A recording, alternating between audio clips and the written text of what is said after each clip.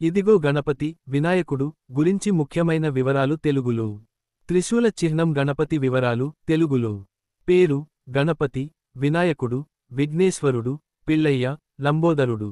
తండ్రి పరమశివుడు. తల్లి పార్వతీదేవి. సోదరుడు కార్తికేయుడు. వాహనం మూషికం ఎలుక. ఆయుధాలు పాశం, అంకుశం, మోదకపిండి బండి. ప్రత్యేక లక్షణం ఏనుగు తల, పెద్ద పొట్ట, 4 చేతులు. స్క్రోల్ జన్మ కథ. ఒకరోజు పార్వతీదేవి స్నానం చేసేటప్పుడు తన శరీరపు పసుపుతో ఒక బాలుణ్ణి తయారు చేసి అతడికి జీవం పోశారు. ఆయనను తలుపు కాపలా పెట్టి ఎవ్వరినీ లోపలికి రానీయమని ఆజ్ఞాపించారు. ఆ సమయంలో శివుడు వచ్చి లోపలికి వెళ్లదలచగా గణపతి అడ్డుపడ్డాడు. కోపంతో శివుడు ఆయన తలను నరికేశాడు. తరువాత పార్వతి ఆవేదనతో శివుని కోరగా మొదట కనిపించిన ఏనుగు తలను గణపతికి అమర్చారు. ఆ విధంగా ఆయనకు ఏనుగు తల వచ్చింది. చేతులు ముడుచుకున్న వ్యక్తి పూజ ప్రాముఖ్యత. ఏదైనా శుభ